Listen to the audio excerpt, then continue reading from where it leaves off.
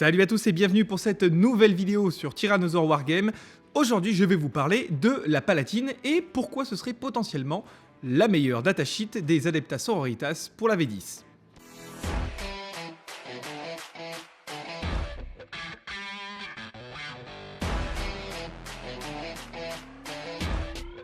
Alors ne vous inquiétez pas, hein, si vous entendez miauler ma Savannah, justement c'est le problème d'avoir une Savannah, c'est que ça piaille tout le temps. Tout le temps. Dans cette vidéo, je vais un tout petit peu explorer le lore de la Palatine, parce que bon, ça serait quand même dommage de ne pas en parler, même si, comme je vous l'ai précisé, je ne fais pas une chaîne de lore, mais quand même, hein, on peut se faire un petit peu plaisir.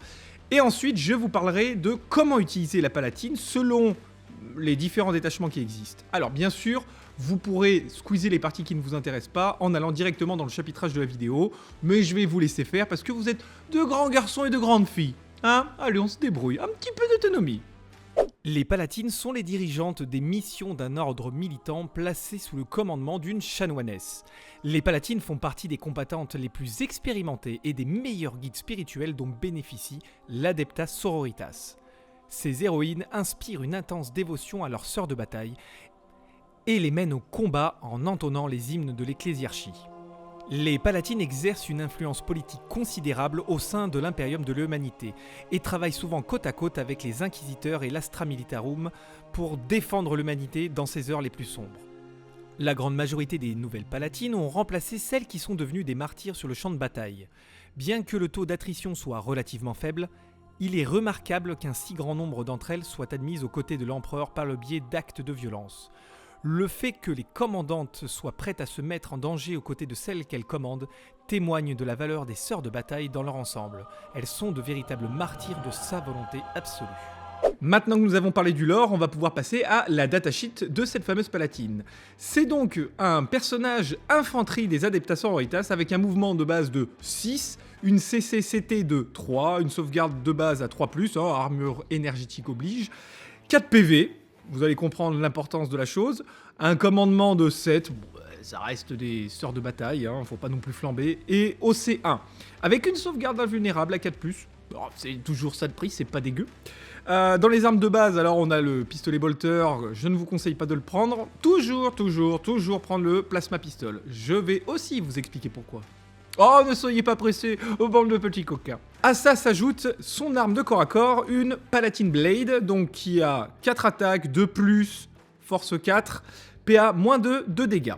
Alors comme ça casse pas trop pattes un canard, ça paie pas de mine, mais on a des petits trucs bien sympas. Déjà, sa première règle, la Rapturous Blows, donc qui permet en fait, lors du corps à corps, d'infliger une blessure mortelle en plus de chacune de ses attaques qui blessent. Qu'elle soit sauvegardée ou pas, dès qu'une blessure passe, une blessure mortelle, bam, dans sa mouille. Putain, plein dans sa mouille. Mais vous êtes complètement con. Et à ça, on va rajouter le fameux Lethal Hit pour toutes les armes équipées par les modèles de l'unité. Alors, c'est marqué les armes, donc tout simplement Lethal Hit, que ce soit au tir ou au corps à corps. Ça peut avoir son intérêt. Elle peut être accompagnée de Battle Sister Squad, de Céleste Sacro-Sainte, de Dominion, de Retributor ou de Novice. Alors dans certains cas, avec la novice, ça peut être intéressant, effectivement. Et là, vous allez me dire, mais Charlie, la datasheet que tu viens de nous présenter, bah, elle est pas ouf non plus, hein, même pour 50 points, y a pas de quoi flamber, hein, ça va pas défoncer grand-chose. Et c'est là que vous vous trompez. Il bluffe, Martoni. Il bluffe. Pas sûr. Si, il bluffe là, ça se voit tout de suite. Il a pas l'air de bluffer là quand même. Alors, on va commencer par le détachement Hallowed Martyrs. Et c'est là que ça devient intéressant. Donc, la règle de base, c'est si l'unité est en dessous de sa force initiale, elle a +1 à la touche. Et si l'unité est à la moitié, justement, de sa force initiale, eh ben, ça fait +1 à la touche et +1 à la blesse. Bon, déjà, ça de base, c'est pas dégueu.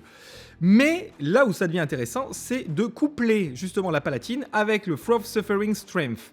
Donc, ça permet au modèle Adeptas Sororitas d'avoir +1 attaque, +1 de force, +1 dommage de base.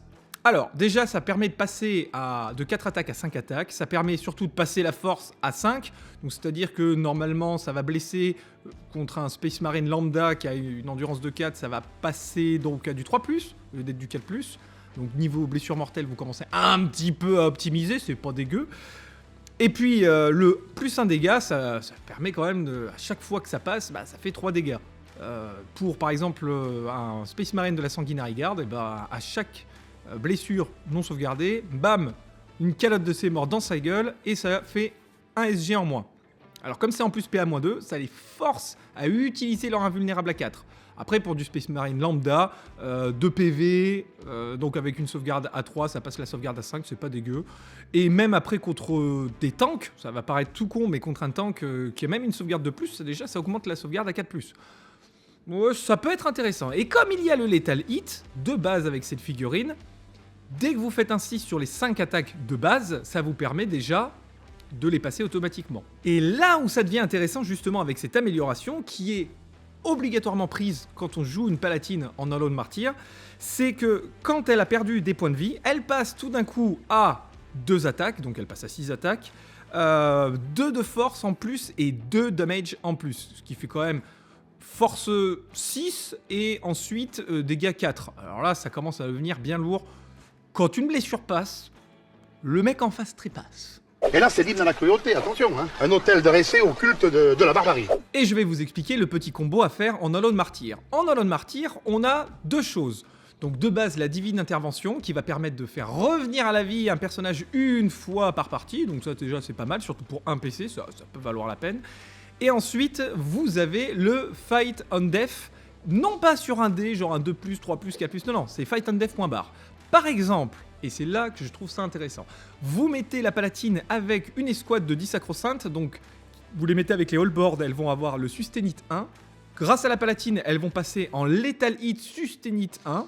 Donc déjà, c'est pas dégueu. Et c'est pour ça qu'on met justement un plasma à la palatine. Là, on croise les doigts pour que lorsqu'elle tire, ça lui explose à la gueule. Oui, je sais, c'est un peu contre-intuitif, mais pourtant, ça fonctionne très bien. Elle va perdre des PV, donc elle va avoir son augmentation la plus énorme. Et au corps à corps, vous rentrez là-dedans, vous faites des blessures mortelles si ça passe en Lethal Hit. Alors là, c'est la foire à la saucisse, hein, c'est encore mieux que Munich en pleine période du Beer Fest.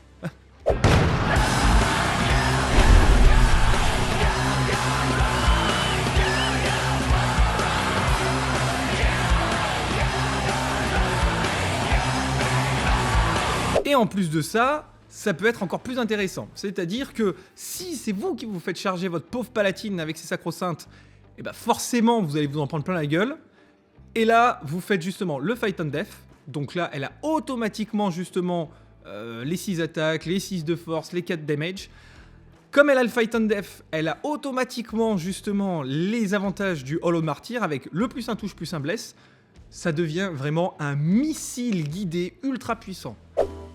Ça fait beaucoup là, non? Et si vous avez assez de PC, c'est là que bon, ça peut coûter cher en PC, vous pouvez évidemment utiliser après derrière la divine intervention pour faire revenir cette palatine et pour avoir encore un petit missile tout seul qui va se balader et qui va pouvoir encore faire pas mal de dégâts. Passons à présent à la palatine en Penitent Host. Alors, ce n'est pas le détachement le plus joué, mais le combo peut quand même fonctionner. Excusez-moi, je bafouille.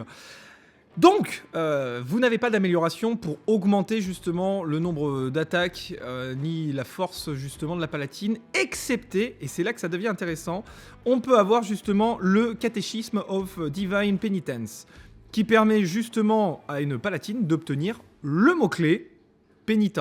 Et donc de bénéficier, c'est de l'Absolution in Battle, qui va donner justement plus une attaque et plus une de force à votre palatine, qui va même potentiellement pouvoir accompagner justement une unité pénitente. Donc toujours est-il que on peut l'avoir, c'est pas non plus extraordinaire, c'est une fois par partie, alors que quand même dans l'Unholy Martyr, vous pouvez les faire revenir à la vie, c'est toute la partie comme ça, c'est quand même super intéressant. En Bringer of Flames, on peut tout de même le faire, et ça devient intéressant, avec justement le Righteous Rage, qui va permettre, si on défausse un dé de miracle, et on peut en défausser jusque 3, pour chaque dé de miracle, la palatine va gagner plus une attaque, plus 1 en force.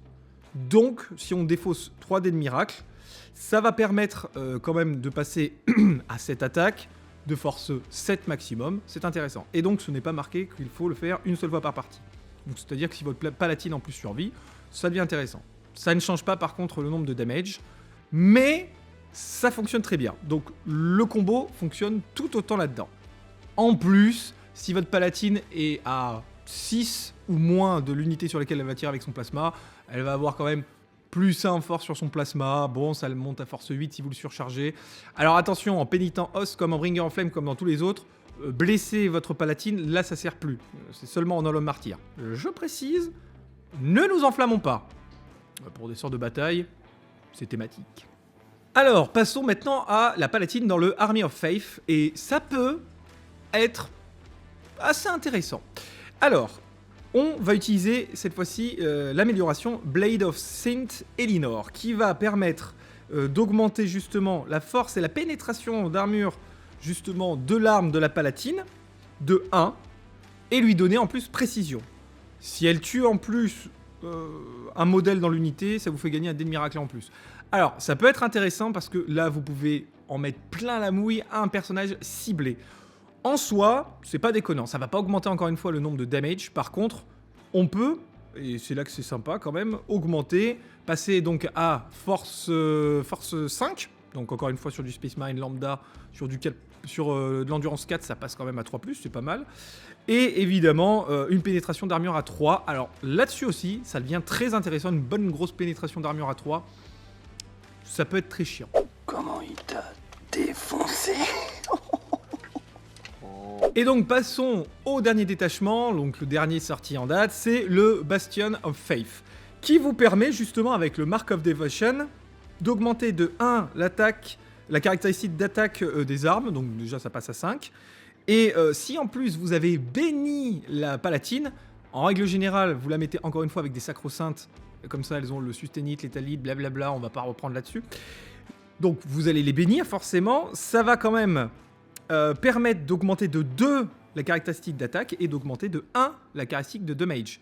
Donc c'est pas déconnant. Alors le problème va rester quand même ce problème de force 4, mais vous avez quand même gagné 2 attaques en plus, ça vous fait passer à 6, et vous passez à 3 dégâts.